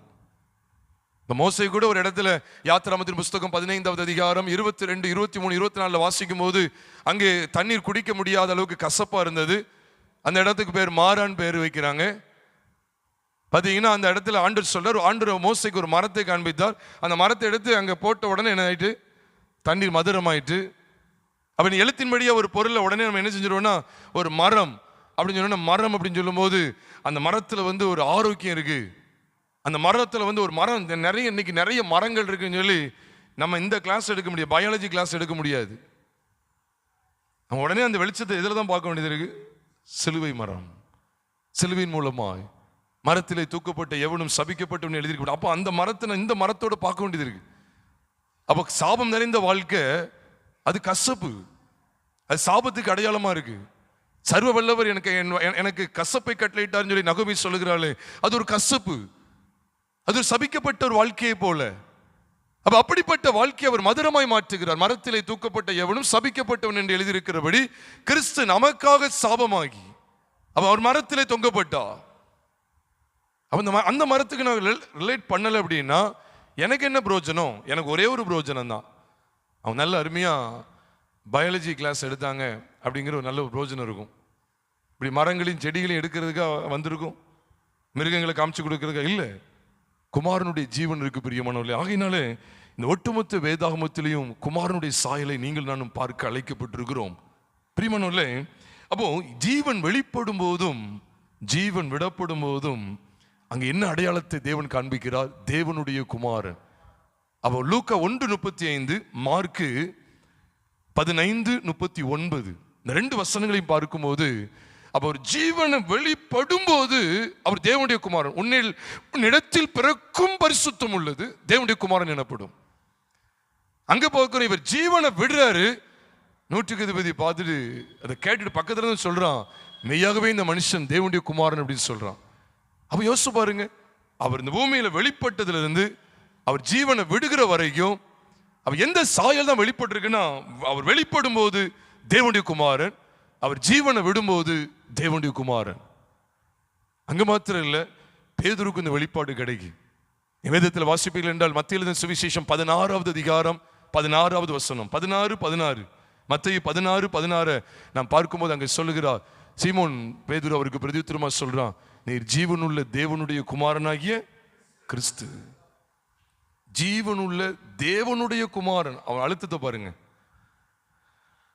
எதை காண்பிக்க அப்படின்னு சொன்னா, உண்மையாவே வானத்திலிருந்து வந்த கப்ரியேல் தேவதூதனும் மேல இருக்கிற ஒரு உயர்ந்த ஒரு ஸ்தானத்தில் இருக்கக்கூடிய அந்த தூதன்ட்டு இருந்து என்ன வார்த்தை வருது தெரியுமா? அவர் உன்னிடத்தில் பிறக்கும் பரிசுத்தம் உள்ளது தேவனுடைய குமாரன். இந்த பூமியிலையும் ஒரு உயர் மட்டத்தில் இருக்கக்கூடிய மனுஷன் தான் 100க்கு அதிபதி. இப்ப அவன் வாயிலிருந்து என்னதான் வெளிப்படுது? மெய்யாகவே இந்த மனுஷன், சத்தமா சொல்லுங்க, தேவனுடைய குமாரன். ஒரு சாதாரண மட்டத்தில், அதாவது மீன் பிடிக்கிற ஒரு மனுஷன், அந்த மனுஷனுடைய வாயிலிருந்து என்னதான் வெளிப்பாடு கிடைக்கு? தேவன் யாருடைய வாயிலிருந்துலாம் இதெல்லாம் வெளிப்பாடை கொடுக்காரு பாருங்க. இது ஏதோ பேதுரு சொல்லிட்டேன்னு சொல்லிடக்கூடாது. மாம்சமும் இரத்தமும் இது உனக்கு வெளிப்படுத்தவில்லை, பரலோகத்தில் இருக்கிற என் பிதா இதை உனக்கு வெளிப்படுத்தினார் சொல்லும்போது பாருங்க, கப்ரியேல் தேவதூதன், 100க்கு அதிபதி பேதுரு படிப்பே இல்லை. ஒரு மனுஷன் படிச்சு பெரிய ஆளு 100க்கு அதிபதியா இருக்கான். உயர் மட்டத்தில் உள்ளவங்களுடைய வாயிலிருந்தும் சரி, கீழ் மட்டத்தில் இருக்கிறவங்களும் சரி, learnt or unlearnt, educated or uneducated, எதுதான் வெளிப்பாடு தெரியுமா? நான் படிச்சிருக்கேன் படிக்கல அதெல்லாம் ஒரு காரியம் இல்லை, வெளிப்பாடு தான் நமக்கு தேவை. இந்த தேவகுமாரன் தான் இயேசு. ஏன் இந்த வெளிச்சத்தை சொல்லிக்கிட்டே இருக்கிறார்? இந்த வெளிச்சத்தில் அவ்வளோ என்ன அர்த்தம் இருக்கு, அதுல என்ன ஆசீர்வாதம் இருக்கு? 2 விதமான ஆசீர்வாதங்களை உங்களோடு கூட நான் பகிர்ந்து கொள்ள இருக்கிறேன். 1 யோவானின் புஸ்தகம் 5வது அதிகாரம் 5வது வசனத்தை நாம் பார்க்கும்போது, உலகத்தை ஜெயிக்கிற ஜெயம் என்று நாம் அதை பார்க்கிறோம். அதாவது இயேசுவானவர் தேவனுடைய குமாரன் என்று விசுவாசிக்கிறவனே அன்றி உலகத்தை ஜெயிக்கிறவன் யார் அப்படின்னு சொல்லி கேட்கிறார். அதுக்கு முந்தின வசனத்துல தான் நம்முடைய விசுவாசமே உலகத்தை ஜெயிக்கிற ஜெயம். தேவனால் பிறப்பதெல்லாம் உலகத்தை ஜெயிக்கும், நம்முடைய விசுவாசமே உலகத்தை ஜெயிக்கிற ஜெயம். அது என்ன விசுவாசம்? கர்த்தர் கார் தருவார், வீடு தருவாருங்கிற அப்படிப்பட்ட விசுவாசமா, அல்லது சுகம் தருவாருங்கிற அந்த விசுவாசத்தை கொண்டா? இல்ல. வேதம் சொல்லுது, இயேசுவானவர் தேவனுடைய குமாரன் என்று விசுவாசிக்கிறவனே அன்றி உலகத்தை ஜெயிக்கிறவன் யார் அப்படின்னு கேட்டா என்ன அர்த்தம் தெரியுமா? வேற யாரும் ஜெயிக்க முடியாதுன்னு அர்த்தம். வேற யார் ஜெயிப்பா? இவனை தவிர இயேசுவானவர் தேவனுடைய குமாரன் என்று விசுவாசிக்கிறவனே அன்றி உலகத்தை ஜெயிக்கிறவன் யார் அப்படின்னு சொல்லி கேட்கிறார். உண்மையான அர்த்தம் என்னன்னா, none overcomes or none overcome the whole world except the person who believes the truth that Jesus is the Son of God. இயேசு கிறிஸ்து, இயேசு தேவனுடைய குமாரன் என்கிற அந்த சத்தியத்தை விசுவாசிக்கிறவனே அன்றி ஒருவனும் உலகத்தை ஜெயிக்க முடியாது. அப்படிதான் இல்ல தெளிவா காண்பிக்கிறார். அதுல என்ன இவ்வளவு விசேஷம்? நாம் விசுவாசித்து பற்றி கொள்வதற்கு எவ்வளவோ சத்தியங்கள் இருக்கு, அப்படித்தானே? எவ்வளோ இருக்கு. ஆனா இவர் ஏன் இயேசுவானவர் தேவனுடைய குமாரன் என்று விசுவாசிக்கிறவனே அன்றி அப்படின்னு சொல்லும் போது, இதை அன்றி அப்படின்னு சொல்லிட்டாலே இதை தவிர உலகத்தை ஜெயிக்கிறவன் யார்? இதான் பவுல் ஒரு இடத்துல கேட்பார், இயேசு கிறிஸ்துவை சிலுவையில் அறையப்பட்ட அவரையே அன்றி வேற ஒன்றையும் உங்களுக்குள்ளே அறியாதிருக்க தீர்மானித்திருந்தேன்னு சொல்லுவார். 1 கொரிந்தியர் 2வது அதிகாரம் 2ஆம் வசனத்துல. அப்படின்னா என்ன அர்த்தம்? இதை தாண்டி சபைக்குள்ள நான் வேற எதையும் அறிய விரும்பல. வேற எதையும் அறிய விரும்பலன்னா என்ன அர்த்தம்? அதுக்காக மற்ற காரியங்களும் ஒழுங்கினமா போட்டோம் அப்படிங்கறத சொல்ல வரல. எல்லாம் தேவைதான். ஆனா அவருக்கு பிரதானமா என்ன தேவைன்னா, ஜனங்களுக்குள்ள சிலுவையில் அறையப்பட்ட கிறிஸ்து வெளிப்படுத்தப்பட்டிருக்கிறாரா? தேவகுமாரன் இயேசுதான் தேவகுமாரன், தேவகுமாரன் தான் இயேசு அப்படிங்கிற அந்த வெளிச்சத்தை பெற்று ஜீவிக்கிறார்களா? இதைத்தான் அப்போஸ்தலன் பவுல் அன்றைக்குள்ள சபையிடத்தில் எதிர்பார்த்து கொண்டே நிற்கிறார். அதுதான் அவருக்கு அப்படிப்பட்ட ஒரு பாரம் இருந்தது. ஏன் தெரியுமா? அதுல என்ன இவ்வளவு விசேஷம் இருக்குன்னு கேட்டா, நான் சொல்லட்டுமா, ஒட்டுமொத்த பாவத்தையும் க்ளோஸ் பண்ற இடம் இதுதான். ஒட்டுமொத்த மாம்சத்தையும் வேற இருக்கக்கூடிய இடம் இங்கதான் இருக்கு. ஒட்டுமொத்த உலகத்தினுடைய ஆசாபாசங்களையும் ஒன்று இல்லாம தவிடுபடி ஆக்கக்கூடிய இடம் எங்க இருக்குன்னா இந்த சத்தியத்தில் இருக்கு. அது எப்படி சொல்றீங்க அப்படின்னு கேட்டா, அதானே இங்க சொல்லப்பட்டிருக்கு. தேவனுடைய குமாரன் இந்த பூமியில் எனக்காக இயேசுவாக வந்தார். இந்த இயேசுவானவர் தான் யாரு? சத்தமா சொல்லுங்க. இந்த இயேசுவானவர் தான் பூமியில நமக்கு நம்முடைய பாவங்கள் நம்முடைய அக்கிரமங்களுக்காக ரத்தத்தை சிந்தி ஜீவனை கொடுத்தாரு. இந்த இயேசுவானவர் தான் யாரு? தேவனுடைய குமாரன். அப்போ இங்கதான் தேவனுடைய அன்பு வெளிப்படுகிறது. நாம் பாவிகளாய் இருக்கையில் கிறிஸ்து நமக்காக மரித்ததினாலே தேவன் நம்மேல் வைத்த தமது அன்பை விளங்க பண்ணுகிறார் என்று ரோமர் 5:8 வாசிக்கிறோம். அப்ப இங்கதான் தேவன் தமது அன்பை வெளிப்படுத்துகிறார், விளங்க பண்ணுகிறார். அப்ப தேவ அன்பினாலதான் நம்ம ஜெயிக்க முடியும். இதைத்தான் ரோமர் 8வது அதிகாரம் 34வது வசனத்திலிருந்து பார்க்கும்போது, அவரே மரித்தவர், அவரே எழுந்தும் இருக்கிறவர், கிறிஸ்துவே மரித்தவர், அவரே எழுந்தும் இருக்கிறவர், பிதாவுடைய வலது பரிசுத்தத்தில் இருக்கிறவரும் அவரே, நமக்காக வேண்டுதல் செய்கிறவரும் அவரே அப்படின்னு சொல்லி அங்க சொன்னது மட்டும் இல்லை, அதை சொல்லிட்டு தான் சொல்றாரு. குமாரன் பாருங்க, எவ்வளவு அழகா இருப்பாருங்க. குமாரனுடைய மரணம், அவருடைய மரித்தோரிலிருந்து உயிர்த்தெழுதல், அவர் அங்கே மேலே வீட்டிலிருந்து நமக்காக வேண்டுதல் செய்கிற இந்த மேன்மையான அனுபவத்தை காமிச்சு கொடுத்துட்டு சொல்றாரு, உமது நிமித்தம் கொல்லப்படுகிறோம், உமது நிமித்தம் எந்நேரமும் கொல்லப்படுகிறோம், அடிக்கப்படும் ஆடுகளைப் போல எண்ணப்படுகிறோம் என்று எழுதியிருக்கிறபடி நேரிட்டாலும், சங்கீதம் 44:22 எழுதியிருக்கிறபடி நேரிட்டாலும் கிறிஸ்துவின் அன்பை விட்டு நம்மை பிரிப்பவன் யார்? உபத்திரவம், வியாகுலம், பசி, பட்டயம், நாசமோசம், பசி எதுவுமே என்ன செய்ய முடியாது, நம்மளை ஆண்டவரை விட்டு பிரிக்க முடியாது. உண்மையிலே சொல்றேன், இது ஒரு ஸ்ட்ராங்கான ஒரு ஃபவுண்டேஷன். இதுல தான் நாள்தோறும் என்ன செய்ய முடியாது, நம்முடைய வாழ்க்கையை கட்டி எழுப்பிக்கிட்டே இருக்கணும். அப்ப அதுதான் அவங்க சொல்லிக் கொடுக்கிறார். என்னன்னா, நாம் தேவனிடத்தில் அன்பு கூறுகிறதுனால இல்லை, அவர் நம்மிடத்தில் அன்பு கூறுகிறதுனால தான் நாம் முற்றும் ஜெயங்கொள்கிறவர்களாக இருக்கிறோம் சொல்லி பைபிளில் போட்டிருக்கு. அழகா நீங்க வேதத்தில் பாருங்க, 37வது வசனமா இருக்கும். 37ஆம் வசனத்துல, அதாவது ரோமர் 8:37 பார்த்தீங்க அப்படின்னு சொன்னா, நாம் இவை எல்லாவற்றிலையும் நாம் நம்மில் அன்பு கூறுகிறவராலே முற்றும் ஜெயங்கொள்கிறவர்களாக இருக்கிறோம். இது அநேக வேளையில கூட மிஸ்டேக் பண்ண வாய்ப்பு இருக்கு. என்னன்னா, நம்ம ஆண்டவரை நேசிக்கிற நேசத்துல தான் நம்ம உலகத்தை ஜெயிக்க முடியும்னு. ஆனா வசனத்தை அப்படி போடல. இவ் எல்லாவற்றிலும் நாம் அன்பு கூறுதுன்னு போடல. நல்ல அப்படியே உன்னிப்பா பார்த்துருங்க. நாம் நம்மில் அன்பு கூறுகிறவராலே முற்றும் ஜெயங்கொள்கிறவர்களா இருக்கிறோமே. நாம் தான் முற்றும் ஜெயங்கொள்கிறவர்களா இருக்கிறோம். ஆனா யாரால? நாம் நம்மில் அன்பு கூறுகிறவராலே. அந்த அன்பு என்ன? 36ஆம் வசனத்திலே அன்பை பத்தி பேசுறாரு, 37ஆம் வசனத்திலே அன்பை பத்தி பேசுறாரு, அன்பு கூறுறாருன்னு பேசுறாரு. அந்த அன்பு என்ன? அதுக்கு முன்னால வாஸ்தவம் தெரியுது. 34ல அவரே மரித்தவர், நமக்காக எழுந்தும் இருக்கிறாராம். தேவனுடைய வலது பரிசுல வீற்றிருக்கிற அவரே நமக்காக வேண்டுதல். விசேஷமா 4-5 காரியங்கள் இருக்கு. அப்படி மரணம், அடக்கம், உயிர்த்தெழுதல், பிதாவின் வலது பரிசுல வீற்றிருக்கிறது, நமக்காக வேண்டுதல் செய்துட்டு இருக்கிறார். அப்போ குமாரனை குறித்து இவ்வளவு சத்தியங்களை காண்பிக்கிற இந்த இடத்துல தான் பாருங்க, எவ்வளவும் தகுதி இல்லாத நமக்காக அவர் அந்த கேடடைந்து நம்முடைய ஒட்டுமொத்த பாவங்களையும் ஒட்டுமொத்த பாவங்களுக்கும் வரக்கூடிய மரண தண்டனையையும் தம்மில் ஏற்றுக்கொண்டு நமக்காக ரத்த சிந்தி ஜீவனை கொடுத்தா.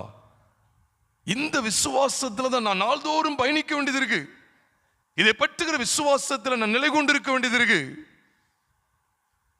அதனாலதான் அங்க சொல்றார், இயேசுவானவர் தேவனுடைய குமாரன் என்று விசுவாசிக்கிறவனே அன்றி உலகத்தை ஜெயிக்கிறவன் யார்? இந்த விசுவாசம் அப்போஸ்தலனாகிய பவுலுக்குள்ள இருந்ததுனாலதான் கலாத்தியர் 6:14 சொன்னார், அவராலே உலகம் எனக்கு சிலுவையில் அறையுண்டிருக்கிறது, நானும் உலகத்திற்கு சிலுவையில் அறையுண்டிருக்கேன். எப்படி சொல்ல முடிஞ்சது? ஒட்டுமொத்த உலகத்தையும் ஜெயிச்சிட்டாரு. அப்படிதான் சொல்றாரு. உலகம் சிலுவையில் அறையுண்டு என்ன அர்த்தம்? the world is dead அப்படின்னு சொல்றாரு. the world is dead, உலகம் மரிச்சிட்டுன்னு சொல்றாரு. the world is crucified என்ன அர்த்தம்? the world is dead, அது மரித்து போயிட்டு அது செத்து விட்டது. என்னைய ஒட்டுமொத்த உலகத்தையும் எப்படி நீ கொல்ல முடிஞ்சது? இன்னைக்கு போன் அங்க வச்சுட்டேன், போன் காமிக்கிறது தான். இன்னைக்கு ஆண்ட்ராய்டு மொபைல் எல்லாரையும் வாங்குவாங்கன்னு வாங்குது. இந்த உலகத்தை ஜெயிக்க முடியல. எவ்வளோ விதமான இச்சைகள் இருக்கு. நாட்கள்ல போனே கிடையாது, போனே கிடையாது. ஏதாவது ஒரு அசிங்க வார்த்தை சொல்லிட்டா அதுவே பயங்கர பிரமிப்பா நம்மளை மிரள வைக்கக்கூடிய அளவுக்கு இருந்தது. ஆனா இப்ப அப்படி இல்லை, ஒரு கைக்குள்ள வைக்கக்கூடியது. 4G 5G 6G எங்க போதோ தெரியல. எப்பவுமே கண்ட்ரோல் பண்ண முடியல. காரணம் என்னன்னா சாரம் இல்ல. இது 5G மட்டும் இல்ல, 50G வந்தாலும் சரிதான். எப்படி ஜெயிச்சிடலாம் அப்படின்னு கேட்டா, அவராலே உலகம் எனக்கு சிலுவையில் அறியுண்டு இருக்கிறது. அந்த வெளிச்சத்தை அப்போஸ்தலனாகிய பவுல் பெற்றுக்கொண்டா உலகத்தை ஜெயிச்சார் பாருங்க. உலகத்துல பாதி half of the world is crucified and the rest of the world is alive அப்படின்னு ஏதாவது சொல்லிட்டாரா? உலகத்துல பாதி சிலுவையில் அறியப்பட்டுட்டு செத்துட்டு இன்னும் பாதி உயிரோட இருக்கு அப்படி ஏதாவது சொன்னாரா? ஒண்ணுமே கிடையாது. இந்த உலகம் ஒட்டுமொத்த உலகமும் சிலுவையிலே மாண்டு போய்விட்டது. இந்த வெளிப்பாடு அவருக்கு இருந்துச்சு. ஏன் இந்த சபைக்கு சொல்லிருக்காரு தெரியுமா? ஏன் இந்த கலாத்திய சபைக்கு சொல்லிருக்காரு தெரியுமா? கலாத்திய சபை ஒரு நூதனமான உபதேசத்துக்கு இடம் கொடுத்துட்டு, விருத்த சேதனத்துக்கு இடம் கொடுத்துட்டு, உலக பிரகாரமான காரியங்களுக்கு இடம் கொடுத்தது, உலக பிரகாரமான வழிபாடுகள்.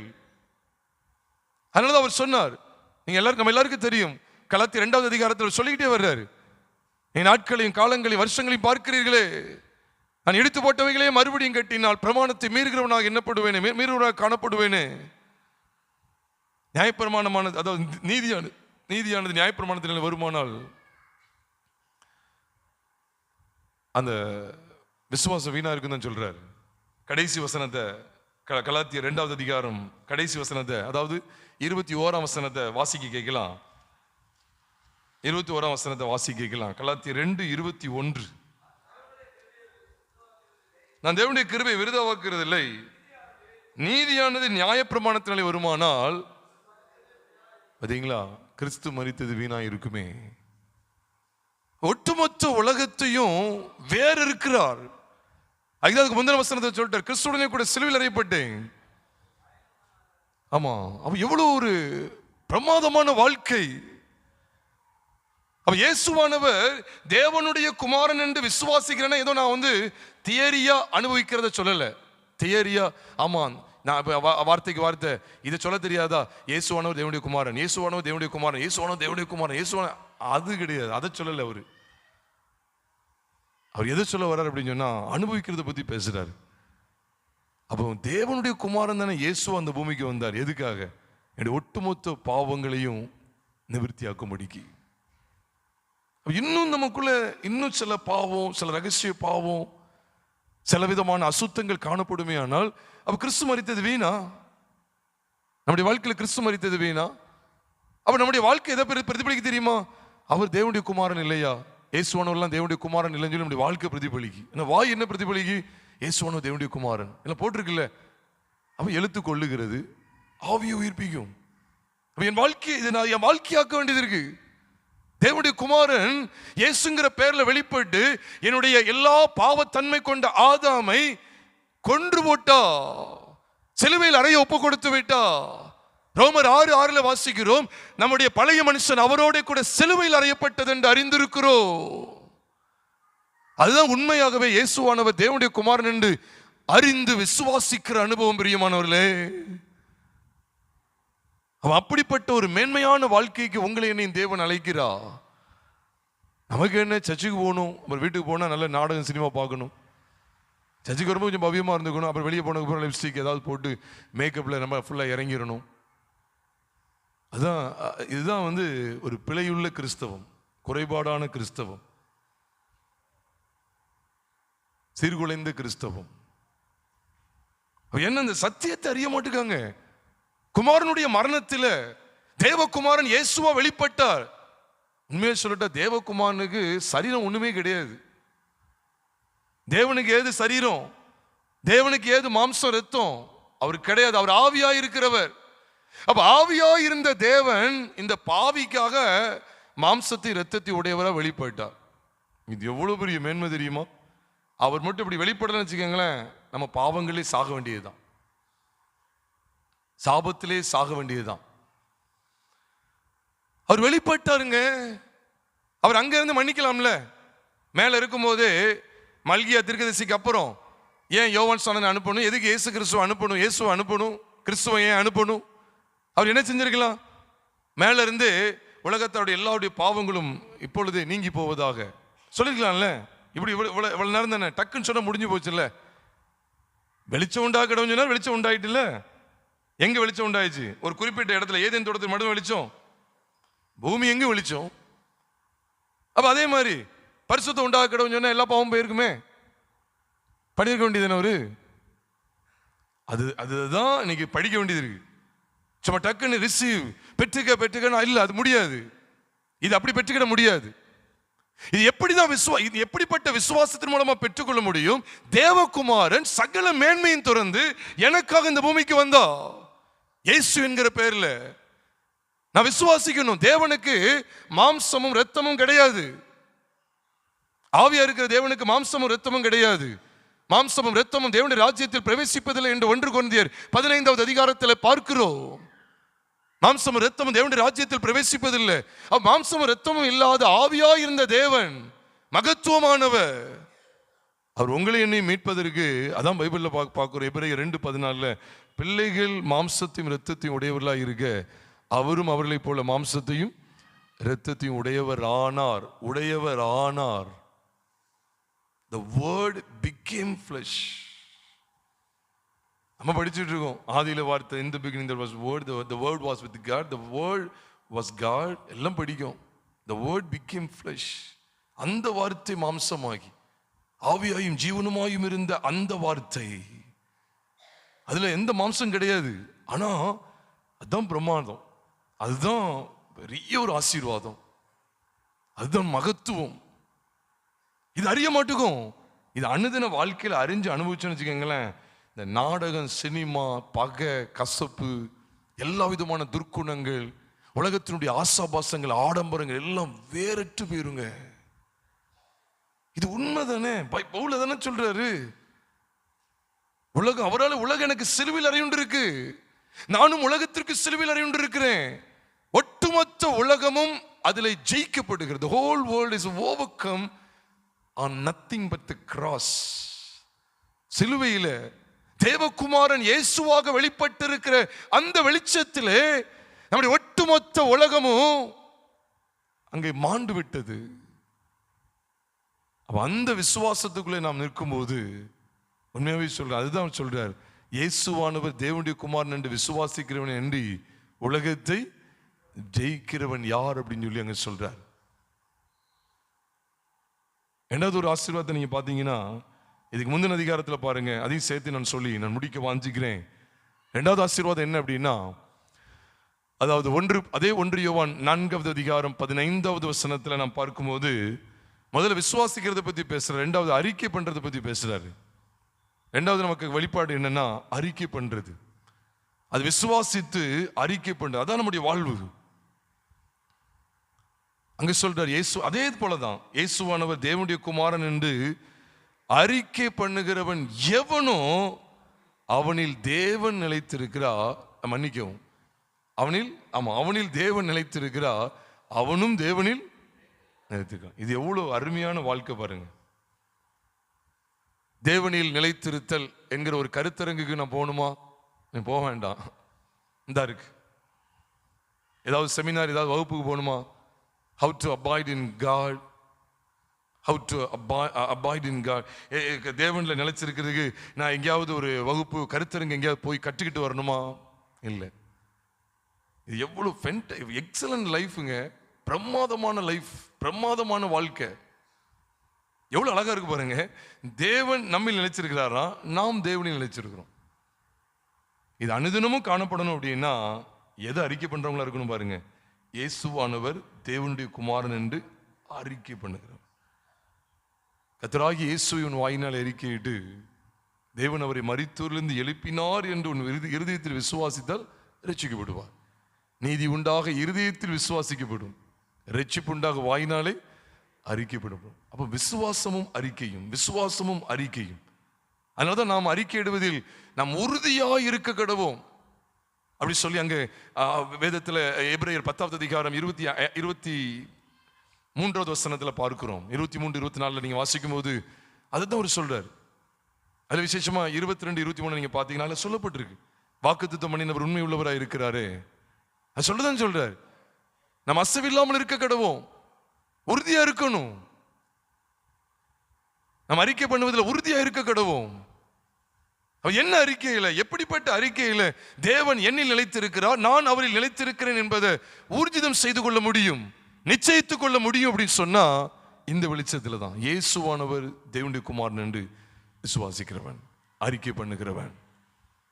அதனாலதான் யோவான் தன் நிருபத்தில் சொல்லும்போது சொல்லிட்டாரு, மாம்சத்தில் வந்த இயேசுவை அறிக்கை பண்ணாத அநேக வஞ்சகர் தோன்றியிருக்கிறார்கள், இப்படிப்பட்டவனே வஞ்சகனும் அந்தி கிறிஸ்துமாய் இருக்கிறான் என்று சொல்லி 2 யோவான்ல வாசிக்கிறோம். அவ்வளவு பயங்கரம் பார்த்தீங்களா? மாம்சத்தில் வந்த இயேசுவை அறிக்கை பண்ணாத அநேக வஞ்சகர் இருக்காங்க.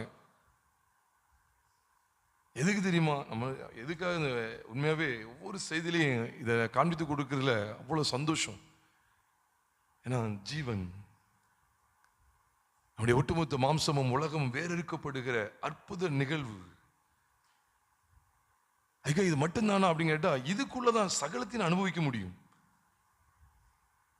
நீ யோசிச்சு பாருங்க, நான் உலகத்தில் இருக்கிற ஒன்னொன்னையா நான் அப்புறம் இந்த உலகத்தில் ஒரு சினிமா, உலகத்தில் ஒரு விதமான ஒரு பணத்தை இச்சிக்கிறது, அல்லது ஆடைகளை இச்சிக்கிறது, அல்லது எதிர்பார்த்து பேச விரும்புகிற காரியம், அல்லது இன்னும் ஏதோ ஒரு காரியத்தில் உலக பொருளில் நான் மயங்கி இருக்கிறது. இந்த உலகத்தினுடைய எத்தனையோ ஆசாபாசங்கள் இருக்கு. அதில் ஒவ்வொன்றா நீங்க கொண்டு வரதில்லை, ஒட்டுமொத்த உலகமே சிலுவையில் மாண்டு விட்டது. அதனாலதான் நம்ம கொஞ்சம் இந்த செய்திக்கு ஆரம்பத்தில் பார்த்தோமே, நோவாவை குறித்து வேதம் சொல்லுது. நோவா அவனுடைய குடும்பம் காக்கப்பட்டதுன்னு பார்க்குமே, அது எதுக்கு ஒப்பனையா இருக்குதான்? ஞானஸ்தானத்துக்கு ஒப்பனையா இருக்கு. நம்ம படித்தோமே 1 பேதுரு 3வது அதிகாரம் 20-21 பார்த்தோமே, அவங்க ஜலத்தினாலே காக்கப்பட்டார்கள், அதற்கு ஒப்பனையான ஞானஸ்தானமானது. அது மாம்சலுக்கு நீக்குதலாக இராமல் தேவனை பற்றி நல்மனசாட்சியின் உடன்படிக்கையாக இருந்து இப்பொழுது நம்மையும், அன்னைக்கு எப்படி நோவாவை அவன் குடும்பத்தையும் காத்ததோ அதே போல இப்பொழுது நம்மையும் இயேசு கிறிஸ்துவினுடைய உயிர்த்தெழுதலினால் ரட்சிக்கிறது. அன்னைக்கு அதுதான் செஞ்சாங்க. அந்த ஞானஸ்தானத்துக்கு ஒப்பனை என்ன? பழைய வாழ்க்கையை மூடி புதிய வாழ்க்கைக்கு நேராக போறாங்க. ஞானஸ்தானத்துடைய அர்த்தம் என்ன? கிறிஸ்துவுடனே கூட அடக்கம் பண்ணப்பட்டு அவரோடு கூட எழுந்திருக்கிறோம். இதுதான் அவருடைய அடக்கம், அவருடைய உயிர்த்தெழுதலை பற்றிய சத்தியங்கள். எதுக்கு இதை சொல்ல வரேன்னா, இதே நோவாவை குறித்தான் எபிரேயர் 11வது அதிகாரம் 7ஆம் வசனத்தில் சொல்றார். எபிரேயர் 11:7 சொல்லுகிறது, விசுவாசத்தினாலே நோவா தற்காலத்திலே காணாதவைகளை குறித்து தேவ எச்சரிப்பு பெற்று பயபக்தி உள்ளவனாகி தன் குடும்பத்தை ரட்சிக்க பேழையை உண்டு பண்ணினான். அதோட முடியல, அதனாலே எதினாலே அந்த பேழையை ஆயத்தம் பண்ணினானே, அந்த உயிர்த்தெழுதலின் சத்தியத்தை உள்வாங்கினானே, முன்னடையாளமாக கிறிஸ்துவின் மரணம் அடக்கமற்ற உயிர்த்தெழுதலை பற்றுகிற அந்த சத்தியத்துக்கு ஒப்பனையா இருக்கக்கூடிய அந்த பேழையை உள்வாங்கினானே, அந்த பேழையை பற்றிய சத்தியங்களை உள்வாங்கினாரு. அதனாலே எது ஆக்கினைக்குள்ளாகத்தை தீர்த்தாச்சு? அப்போ உலகம் ஆக்கினைக்குள்ளானது என்று தீர்த்து விசுவாசத்தினால் உண்டாகும் நீதிக்கு சுதந்திரவாளியானான். எதினாலே? அதனாலேன்னு போட்டிருக்க. வேற எதனால நீங்க உலகத்தை ஆக்கினைக்குள்ளாக தீர்க்க முடியாது. உலகமே போ, பனாசையே போ. சரி, இப்படிலாம் எங்களுக்கு கற்றுக் கொடுத்தாங்க ஆரம்ப நாட்கள்ல 2004-5. நானும் பைத்தியக்காரனா அதெல்லாம் இருந்தேன். இப்போ சாத்தானுக்கு டாட்டா சொல்ல போறீங்க அப்படின்னு சொல்லிவிடுவாங்க. பாய் பாய் பாய் see you அப்படின்னு சொல்லிடுங்க அப்படின்னு சொல்லிடுது. ஒரு சத்தியத்தில் நடத்தணுமா, ஒரு ஊழியர் கருத்தரங்கு போயிருக்கேன், பிரம்மாண்டமானது, அற்புதங்கள் அடையாளங்களோடு ஊழியம் செய்யும் கருத்தரங்கு. எப்போ? 2007வது வருஷத்துல. அப்போ போயிருக்கேன். எல்லாம் கிட்டத்தட்ட 3000 ஊழியர்கள் வந்திருக்காங்க. அது ஊழியர்களுக்கான கருத்தரங்கு. அப்போ போயிருக்கும்போது ஊழியக்காரர் வந்தார், பிரபலமான ஆளு, நான் பேரை சொல்ல மாட்டேன், பிரபலமான ஆளு. ஸ்டேஜுக்கு வந்தார், அப்படி ஒரு மாதிரி பார்த்தாரு, பார்த்துட்டு நான் போறேன் அப்படின்னு சொல்லிட்டு போறாரு. உடனே எல்லாரும் எதுக்கு எதுக்கு அப்படின்னு சொல்லி கத்துறாங்க. உடனே விசில் அடிக்க மாட்டேங்கிங்களா அப்படின்னு சொல்லி, விசில் அடிக்கணும், நீ விசில் அடிக்காம சோகமா இருக்கீங்களே அப்படின்னு சொல்லி, இதெல்லாம் இந்த கூத்தெல்லாம் கேட்டு பார்த்து அக்கினியில் அகப்பட்டு தப்பினது போல தப்பி தான் வந்திருக்கும். ஆட விடுறது என்ன சொல்லி கொடுத்தாங்க தெரியுமா? உண்மையாவேங்க நான் ஆடி இருக்கேன். கையில் ஒரு கொடியை கொடுத்துட்டாங்க இரவு ஜெபத்தில். எப்போ? இது அப்போ 2007-8 நினைக்கிறேன். கொடியை கொடுத்துட்டாங்க. கொடியை கொடுத்து இப்போ யோசுவா எப்படி சுற்றி சுதந்திரச்சா நம்ம எல்லாம் ரவுண்டு போடுங்கன்னா சர்க்கிள் உபாஸ் ஒரு இரவு ஜெபத்துக்கு வந்திருக்கும், ஜெபத்தில் நடத்தணும், சத்தியத்தில் நடத்தணும். கொடியை கொடுத்தாங்க. உடனே சுற்றி இது பண்ணலாம். அப்போ தான் அந்த பாட்டு வந்த புதுசு, ஆர்ப்பரிப்போம் ஆர்ப்பரிப்போம் அலங்கம் இடியும் வரை யார் பறிப்போ. இதை திரும்ப திரும்ப படிச்சுக்கிட்டே மைக்கில் படிக்காங்க. எங்களை சுத்த விட்டாங்க, உண்மையிலே சுத்த தான் விட்டாங்க. நாங்கள் சுற்றி சுற்றி வர்றோம். எரிக உடையதான்னு பார்த்தா பாட்டு பக்கு தான் நசுங்குது. அப்படியே சுற்றி சுற்றி வர்றோம், அப்படியே சொல்லி சொல்லி சுற்றி சுற்றி வர்றோம். இப்படியே எங்களை உற்சாகப்படுத்த பார்த்தாங்க. இதெல்லாம் சரீர முயற்சி பிரியமானோர்ல. இதை தான் அங்கே எபிரேயர் 13:9 கண்டிக்கிறார். பலவிதமான அந்நிய போதனைகளால் அலைப்புண்டு தெரியாதிருங்கள், போஜன பதார்த்தங்களினாலே அல்ல கிருபையினாலே இருதயம் சிறப்படுகிறது நல்லது. போஜன பதார்த்தங்களினால் முயற்சி செய்தவர்கள் பலனடையவில்லையே. எல்லாம் சரீரத்துக்கானது. சரீர முயற்சி அற்ப பிரோஜனம் உள்ளது. இந்த சரீரத்தையே மேன்மை பாராட்ட நினைக்காங்க. அதனால்தான் பிரியமானவர்களே, சரீரத்து குறித்த காரியங்கள். ஆனா பைபிள் எப்படி போட்டு பார்த்தீங்களா? அதனாலே உலகம் ஆக்கினைக்குள்ளானது என்று தீர்த்து. இப்படி சொல்லி கொடுத்தாங்க. பணமே போ அப்படின்னு சொல்லுங்க. தேவனை காட்டிலும் சாத்தான் வந்துட்டானா உடனே சாத்தானே போ அப்படின்னா அவன் போயிடுவானா? 1000 இல்ல 1,00,000 கத்தியை நீங்க கொண்டு வந்தா கூட நம்மளை வந்து பாருன்னு செய்வானா செய்ய மாட்டானா? அவன் கத்திக்கு மிரளுவானா? கத்திக்கு மிரள மாட்டான், நம்ம கத்துறதுக்கும் மிரள மாட்டான். வேற எப்படிதான் அவனை விரட்ட? வேற எப்படிதான் விரட்ட? அப்போ இந்த சத்தியத்தை உள்வாங்கி ஜபத்திலையும் விரட்டிலாம் நினைக்காங்க. ஆனா சாட்சியற்ற ஜீவியத்திலிருந்து வெளிப்படுற ஜபம் பூஜ்யம். அதனாலதான் இந்த வசனத்துக்குள்ள என்ன காத்து கொண்டு இருக்கு. அதனாலதான் பைபிளை பாருங்க, அதனாலே எதினாலேன்னு படிங்க. விசுவாசத்தினால, எதை பற்றுகிற விசுவாசத்தினால ஆக்கினைக்குள்ளாக உலகத்தையே ஆக்கினைக்குள்ளாக தீர்த்துட்டான். எப்ப ஒரு மனுஷன், ஒரே ஒரு மனுஷன் விசுவாசத்தினால அந்த பேழையை பற்றிய சத்தியத்தை உள்வாங்கி அதை பற்றுகிற விசுவாசத்தினால, ஞானஸ்தானத்தை பற்றுகிற விசுவாசத்தினால கிறிஸ்துவோடு கூட அடக்கம் பண்ணப்பட்டு அவரோடு கூட எழுந்திருக்கிற அடையாளமாய் இருக்கிற ஞானஸ்தானத்தை பற்றிய விசுவாசத்தினாலே ஒட்டுமொத்த உலகத்தையும் ஆக்கினைக்குள்ளாக தீர்த்துட்டான். தேவனா தீர்த்தான்னு போட்டிருக்கு, அவனை பத்தம் போட்டிருக்கு. அதனாலே அப்ப யார் மூலமா ஆண்டவர் தீர்க்கிறார் பாருங்க. இந்த சத்தியத்தை உள்வாங்கின கூட்டத்தை வச்சு ஆண்டவர் உலகத்தையே தீர்க்கிறார். அதான் சொல்றார், அதனாலே உலகம் ஆக்கினைக்குள்ளானது என்று தீர்த்து விசுவாசத்தினால் உண்டாகும் நீதிக்கு சுதந்திர வழியானான். ஏன் தெரியுமா பிரியமானவர்களே, இந்த சத்தியங்கள் எல்லாம் படிக்க வேண்டியது இருக்கு. நீங்க எலியாவுடைய நாட்கள்ல பாத்தீங்கன்னா ஜனங்கள் 2 நினைவுகளால் குந்தி குந்தி நடந்தாங்க. ஒன்று ராஜாக்கள் 18வது அதிகாரத்தில் நம்ம எல்லாரும் நன்கு அறிவோம். இந்த குந்தி குந்தி நடக்கிறாங்க. தேவனா பாகாலா, தேவனும் வேணும் பாகாலும் வேணும், பாகாலும் வேணும் தேவனும் வேணும், இப்படியே வாழ்ந்து வர்றாங்க. ஆனா அங்க ஒரு சம்பவம் நடக்கு. அதை தொடர்ந்து எல்லாரும் மூங்குப்புற விழுந்து என்ன சொல்லிட்டாங்க தெரியுமா? பாகாலே தேவன் சொல்லல, என்ன சொன்னாங்க? கர்த்தரே தெய்வம் சொன்னாங்க. 2 நினைவுகள் இருந்தவங்க ஒரே நினைவுக்கு வந்துட்டாங்க. ஒரு பக்கம் உலகம் வேணும், 2 எஜமான்கள் ஊழியம் செய்ய ஒரு நாளும் கூடாது, தேவனுக்கு உலக பொருளுக்கு ஊழியம் செய்ய உங்களால் கூடாதுன்னு சொல்லிட்டாரு. உலகம் வேணும் தேவனும் வேணும். அப்போ அங்கேயும் அப்படித்தான் இருந்தாங்க. பாகாலும் வேணும் கர்த்தர் வேணும் இருந்தாங்க. இப்படி 2 நினைவுகளால் குந்தி குந்தி நடந்த இந்த கூட்டத்தை ஒரே நினைவுக்கு ஆண்டவர் கொண்டு வரதுக்கு அவர் எடுத்த ஆயுதம் எது தெரியுமா? அவர் பயன்படுத்தின பாத்திரம் யார் தெரியுமா? கிறிஸ்து. தகர்க்கப்பட்ட பலிபீடத்தை செப்பனிட சொல்லி அங்க பலி உண்டாகுது. பலி உண்டானா வழி உண்டாயிரும். பலியை வெளிப்படுத்துறாரு. குமாரனுடைய சாயலுக்கு முன் அடையாளமாய், சிலுவையில் அறையப்பட்ட கிறிஸ்து இயேசுவுக்கு முன் நிழலாய் அங்கே பலிபீடமும் பலியும் அங்கே காண்பிக்கப்படுற இடத்துல அக்கினி வந்து எல்லாவற்றையும் நக்கி போட்டது அப்படின்னு சொல்லி வேதத்தில் வாசிக்க நக்கி போட்டதுன்னு இருக்கு. அப்ப அந்த இடத்துலதான் மோங்குப்புற விழுந்துட்டாங்க. 2 நினைவுகள் இருந்த கூட்டம் இப்ப எங்க வந்துட்டு ஒரே நினைவுக்கு வந்துச்சு. சர்ச்சுக்கு போவியா, இல்ல சொந்தக்காரங்களை பார்க்க போவியா, இல்ல கர்த்தர் முக்கியமா இல்ல உலகம் முக்கியமான்னு சொல்லும்போது இந்த இப்படியே தான் வாழ்க்கை வாழ்ந்துட்டு இருக்காங்க. ஒட்டுமொத்தமா நீங்க உலகத்தை ஆக்கினைக்குள்ளாக தீர்க்கணுமா? பாருங்க, நல்ல கவனிங்க. உலகத்தை ஆக்கினைக்குள்ளாக தீர்த்து எதனால? அதனாலே ஞானஸ்தான சத்தியம், குமாரன் தேவகுமாரன் இயேசுவாக இந்த பூமியில வெளிப்பட்டார். என்னுடைய பாவங்களுக்காக மரித்தார், அடக்கம் பண்ணப்பட்டார். என்னுடைய பழைய மனுஷன் அவரோடு மரித்து அவரோடு கூட அடக்கம் பண்ணப்பட்டு விட்டான். கிறிஸ்டியனில் பிழைத்திருக்கிறாருங்கிறது அதான் ஞானஸ்தான சத்தியம். அப்ப அதுக்கு அடையாளமா இருக்கு. தயவு செய்து விளங்கிக்கங்க. உலகம் தீர்க்கப்பட்டது மட்டும் இல்லை.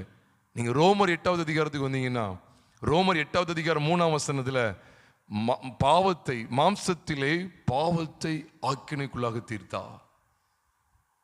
மாம்சத்திலே பாவத்தை ஆக்கினைக்குள்ளாக தீர்த்தா. உலகம் இந்த உலகத்தில் இருக்கிற பாவம் எல்லாவற்றையும், ஏதோ நோவாவுக்கு வேறு ஒரு செய்தி, ரோமர் 8வது அதிகாரத்தில் வேற ஒரு செய்தி நினைச்சிடாங்க. ரெண்டு ஒரே செய்தி தான். எப்படி நோவாவுக்கு என்ன வெளிச்சம் கிடைச்சது? குமாரனுடைய மரணம், அடக்கம், உயிர்த்தெழுதலை பட்டுகிற சாயலுக்கு அடையாளமா பழைய உலகத்தை க்ளோஸ் பண்ணி இன்னொரு உலகத்தை நோக்கி போறாங்க. அவருடைய மரணம் அடக்கத்தை வெளிப்படுத்துது. அவருடைய உயிர்த்தெழுதல் மூலம் அவங்க ரட்சிக்கப்படுறாங்க. அதுக்கு முன்னிழல். இங்கேயும் பார்க்கிறோம். ரோமர் 8வது அதிகாரம் 3ஆம் வசனத்துல, மாம்சத்தினாலே பலவீனமாய் இருந்த நியாயப்பிரமாணம் செய்யக்கூடாததை தேவனே செய்யும்படிக்கு தம்முடைய குமாரனை பாவ மாம்சத்தின் சாயலாகவும் பாவத்தை போக்கும் வழியாகவும் அனுப்பி மாம்சத்திலே பாவத்தை ஆக்கினைக்குள்ளாக தீர்த்தார். உலகத்தை ஆக்கினைக்குள்ளாக தீர்க்கிறார். இந்த வெளிச்சத்தை வைத்துதான் தேவனுடைய குமாரன் இயேசுவாக இந்த பூமியில வெளிப்பட்டார். இது நம்ம சாதாரணமா நினைக்க கூடாது. இதுல தான் நீங்க கவனிக்கணும். நிறைய அர்ப்பணிப்பு இதுக்கு தேவை, அநேக ஒப்பு கொடுத்தல் தேவை, நிறைய விஷயங்கள் ஒப்பு கொடுக்கணும். இந்த ஆராதனை முடிக்கும் போது கூட சொன்னாங்களே, ஜீவபலியை ஒப்பு கொடுக்குறேன்னு சொல்லி, அதே போல எல்லாவற்றையும் அர்ப்பணிக்கணும். உலகத்தில் பாதி செல்வில் அறியப்பட்டு half of the world is crucified and the rest alive அப்படின்னு சொல்லிடக்கூடாது. எல்லாம் ஒட்டு மொத்தமும் அங்கே சிலுவையில மாண்டு விட்டது. தேவனுடைய குமாரன் இயேசுவா வெளிப்பட்டார்ல, அதுல தான் மாண்டு போகுது. தேவனுடைய குமாரனா இருக்கிற வரைக்கும் நமக்கு மீட்பு கிடையாது, அப்படித்தானே? அவர் என்ன செய்யறார்?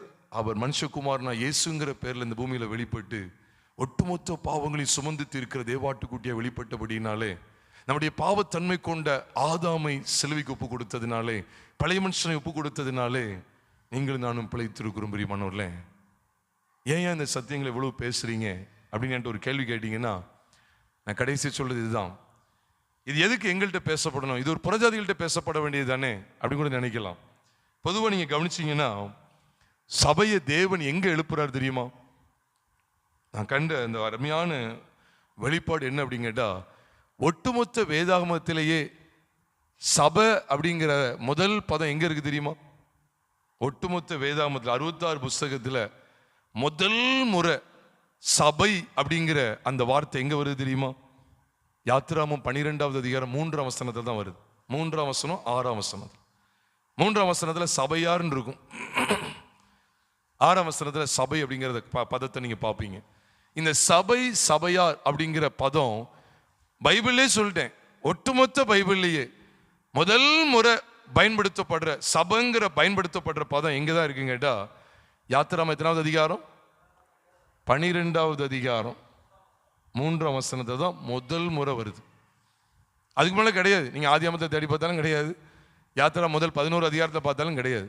சபைங்கிற பதத்தை நீங்க பார்க்கவே முடியாது. சபை யாரு? நம்ம தான். நம்ம கூடி வந்திருக்கிறோமே, நம்ம தான் தேவனுடைய சபை. அப்ப சபை முதல் முறை எங்க தான் வெளிப்படுத்தப்படுதுன்னு கேட்டா, சொல்லுங்களேன் பார்ப்போம், கரெக்டா சொல்லுங்களேன் பார்ப்போம். 3 எழுத்து தான் அங்க இருக்கு. அந்த யாத்திரம் 12ல என்ன விசேஷம், எதை ஆசரிக்கும்படி சொன்னார்? விசேஷம் சொல்லுங்க. அவ்வளவுதான். தேவனுடைய குமாரன் இயேசுவாக வெளிப்பட்டார், அதான் பஸ்கா. அதைத்தான் அங்க எழுதுகிறார். நம்ம எடுக்க வேண்டாம், நமக்கு தெரியும். 1 கொரிந்தியர் 5வது அதிகாரம் 7ஆம் வசனத்துடைய பின்பகுதியில் சொல்லுகிறார், ஏனெனில் நம்முடைய பஸ்காவாகிய கிறிஸ்து நமக்காக பலியிடப்பட்டிருக்கிறாரு. அப்ப உங்களுக்கு புரியுதா? இன்னைக்கு நிறைய இடங்கள்ல நாங்க சபை நடத்துறோம், சபையில் அப்படியாய் வருகிறார்கள், சபையில் எங்க கூட்டம், உபவாச ஜெபம். நான் சொல்லுவேன், பஸ்கா வெளிப்படுத்தப்படலை அப்படின்னு சொன்னா அது சபையே கிடையாது. தேவன் தம்முடைய சுயரத்தினாலே சம்பாதித்துக் கொண்ட தமது சபையை மேய்ப்பதற்கும் சொல்லிதான் அப்போஸ்தலர் 20:28 சொல்றாரு. அப்படி ரத்தம் பஸ்கா ஆட்டுக்குட்டியான அடிக்கப்படலை அப்படின்னா அது சபையே கிடையாது. இதை விட பிரம்மாண்டமான ஸ்ட்ரக்சர்ல கூட அவங்க இருக்கலாம். I am very sorry to say that is never and ever called the church of God. தேவனுடைய சபைங்கிறத அறியவே அறியாது. எல்லாம் நான் வசன ஆதாரத்தோடு பேசுறேன். அப்ப எந்த இடத்துல முதல் முறை பஸ்காவுடைய நியமம் எங்க தான் ஃபர்ஸ்ட் வெளிப்படுத்த தெரியுமா? சபைங்கிற வார்த்தை எங்க தான் வெளிப்படுத்தப்பட தெரியுமா? பஸ்காவை குறித்த நியமத்தை வெளிப்படுத்துற இடத்துல தான். அதனாலதான் பஸ்கா இல்லை அப்படின்னா அங்க அது சபையே கிடையாது. அப்படி இரத்தத்தினாலே நான் மீட்கப்பட்டிருக்கிறேன், இது அடிப்படை சத்தியம். இயேசு கிறிஸ்துவின் இரத்தத்தினால பாவ மன்னிப்பாகிய மீட்பு நமக்கு உண்டாயிருக்குங்கிற அடிப்படை சத்தியம். அவருடைய மரணத்தில் என்னுடைய ஒட்டுமொத்த பழைய மனுஷனும் என்னை பாழாக்க நினைக்கிற ஒட்டுமொத்த உலகமும் மாண்டு விட்டதுங்கிறது அது முதிர்ச்சியான அனுபவம். ஆனால் A to Z எல்லாம் இதுக்குள்ளேயே வச்சிருக்காரு பாருங்க தேவன். வேற என்ன பூரணப்படுத்த? மாம்சத்தை உலகத்தை அவர் வேறு இருக்கிறாரு. பழைய ஏற்பாட்டில் முதலாவது சபைங்கிற பதம் எதுக்காக தான் வெளிப்படுத்தப்படுதுங்க கேட்டா, இந்த பஸ்காவுடைய ஆசிரமத்தில் தான் ஆசிரிக்கிறதுக்காக தான் வெளிப்படுத்துறார். சரி, புதிய ஏற்பாட்டில் முதல் முறை சபைங்கிற பதம் எங்க இருக்கு? மத்திய எழுதின சுவிசேஷம் 16வது அதிகாரம் 18வது வசனத்துல. அதுக்கு முன்னாடி நீங்க ஒரு இடத்துலையும் பார்க்க முடியாது சபைங்கிற வார்த்தையை நீங்க பார்க்கவே முடியாது. எக்லீசியா அப்படிங்கிறதான் கிரேக்க பதத்தில் பயன்படுத்தப்பட்டிருக்கு சபை. புதிய ஏற்பாட்டில் முதல்ல பழைய ஏற்பாடை பார்த்தோம். எங்க? யாத்திராகமம் 12வது அதிகாரம். பஸ்காவை குறித்த வெளிப்பாடு இருக்க இடத்துல சபை அப்படிங்கிற அந்த காரியத்தை குறித்த வெளிப்பாடு இருக்கு. சபையை அப்பதான் பார்க்கிறார் அவரு. அதுக்கு முன்னாடி இஸ்ரேல் புத்திரர், இஸ்ரவேலர்கள், இஸ்ரேல் புத்திரர், இஸ்ரவேல் ஜனங்கள் இப்படியே போய்கிட்டு இருக்கும். சபைங்கிற முதல் பதம் பஸ்கா வெளிப்படுற இடத்துல. சரி, இங்க ஏன் சபைங்கிற முதல் பதம் வருது? புதிய ஏற்பாட்டில் மத்தேயு 16:18 அவர் சொல்ல, நீ பேதுருவா இருக்கிறாய், இந்த கல்லின் மேல் என் சபையை கட்டுவேன், பாதாளத்தின் வாசல் இதை மேற்கொள்ளுதுன்னு சொல்றாரு. அப்ப சபைங்கிற முதல் பதம் இங்க வெளிப்படுத்தப்படுது. இங்கேயும் என்னதான் இருக்கு தெரியுமா? அதுக்கு முன்னால் நீங்க கவனிச்சு பார்த்தீங்கன்னா 16ஆம் வசனத்திலிருந்து, நீர் ஜீவனுள்ள தேவனுடைய குமாரனாகிய கிறிஸ்து. நீர் அப்படின்னு சொல்றாரு என்ன தெரியுமா? இயேசுவாகிய நீர். அதான் உண்மை. நீர் எங்கிருந்து வந்தவர் தெரியுமா? அங்கிருந்து வந்தவர். தேவனுடைய குமாரன் இயேசுவே, நீர் தான் தேவனுடைய குமாரன். தேவனுடைய குமாரனாகிய கிறிஸ்து தான் நீர்.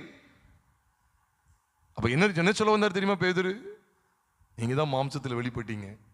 தேவகுமாரனாகிய கிறிஸ்துவாகிய நீர் இந்த உலகத்தில் எங்களுக்காக மாம்சத்தில் வெளிப்பட்டீங்க. அப்ப இதுவும் இந்த பஸ்காவை குறித்த வெளிப்பாடு. அவர் எனக்காக பலியாக இந்த பூமிக்கு வந்தா. தேவன் மாம்சத்தில் வெளிப்பட்டா. அந்த வெளிப்பாடு பஸ்கா எதை குறிக்கி? தேவன் மாம்சத்தில் வெளிப்பட்டா. அதுதான் அதுக்கு முன்னடையாளமா இருக்கிறது. பைபிளை பாக்கீங்களா? சபையார்னு சொல்லிட்டு சும்மா வெளியே சும்மா தெரியக்கூடாது. கேட்ட நாங்க சர்ச் ஆஃப் காட் போறோம், அது ரொம்ப மகிமையான சபை, 100 வருஷங்களுக்கு மேல ஆயிட்டு அது தோற்றுவிக்கப்பட்டு சொல்றேன். 1906 7 தோற்றுவித்திருப்பாங்கன்னு நினைக்கிறேன். கிட்டத்தட்ட 120 வருஷத்துக்கிட்ட ஆயிட்டு நாங்க பெரிய பழமையான சபையில இருக்கிறோம். சபை அப்படின்னு நீங்க சொன்னீங்கன்னா அங்க பஸ்காவை குறித்த வெளிப்பாடு இல்லைன்னா நீங்க சபைன்னு சொல்லவே கூடாது. நீ வாலிப தைமா தங்கச்சி மாதிரிலாம் சும்மா இஷ்டத்துக்கு அலையிறது. வாரத்துக்கு ஒரு நாள் சர்ச்சுக்கு போயிட்ட உடனே நாங்க இந்த சபையை சேர்ந்தவங்க, நாங்க எல்லாம் சபையார் அப்படின்னு சொல்றாங்க. அப்படிலாம் தேவன் அங்கீகரிக்க மாட்டார். அப்ப புதிய ஏற்பாட்டிலேயே முதல் முறை பஸ்காங்கிற வார்த்தை எங்கதான் பயன்படுத்தப்படுது பார்த்தீங்களா? எந்த இடத்துல தேவன் மாம்சத்தில் வெளிப்பட்டாருங்கிற வெளிப்பாடு காணப்படுகிறதோ அங்கதான் சபையை அறிமுகப்படுத்தப்படுகிறது. நீங்க தாராளம் பார்க்கலாம். அந்த term search is introduced, is first introduced. முதல் முறை சபை அப்படிங்கிற பதம். அப்ப யோசிச்சு பாருங்க. அப்ப தேவனுடைய நோக்கம் எல்லாம் என்ன தெரியுமா? எதுலதான் சபையை கட்டி எழுப்ப விரும்புகிறா? எந்த வெளிப்பாட்டுல தான் சபையை ஏற்படுத்த சித்தம் கொண்டா?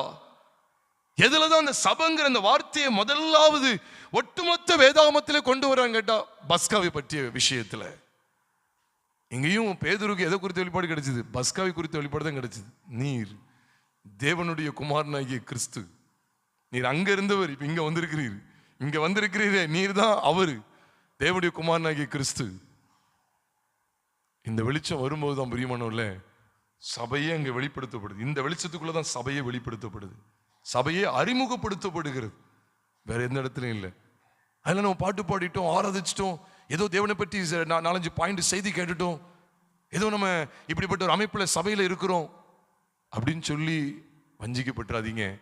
இது எல்லாம் நமக்கு அவசியம். பாடல் பாடி தேவனை மகிமைப்படுத்தணும், கர்த்தருடைய வார்த்தைகளை கேட்கணும், சபையை கட்டாயமா கூடி வரணும்.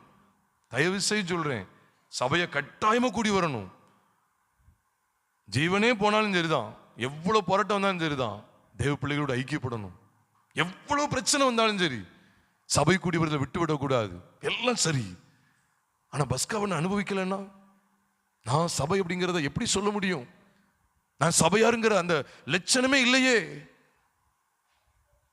தேவ பிள்ளைகளாகி நாம் இதற்காகத்தான் நம்ம இயேசுவானவர் தேவனுடைய குமாரன் அப்படிங்கிற அந்த சத்தியத்தை அறிந்து அனுபவிக்க அழைக்கப்பட்டிருக்கிறோம். நம் தேவ சமூகத்தில் நம்மை தாழ்த்தி அர்ப்பணம் செய்வோமா? ஆண்டவரே, நீர் எனக்காக இந்த பூமியில வெளிப்பட்டீர் ஆண்டவரே. இயேசுவானவர் தேவனுடைய குமாரன் என்று விசுவாசிக்கிறவனே அன்றி உலகத்தை ஜெயிக்கிறவன் யார்? இருக்கிற இடத்துல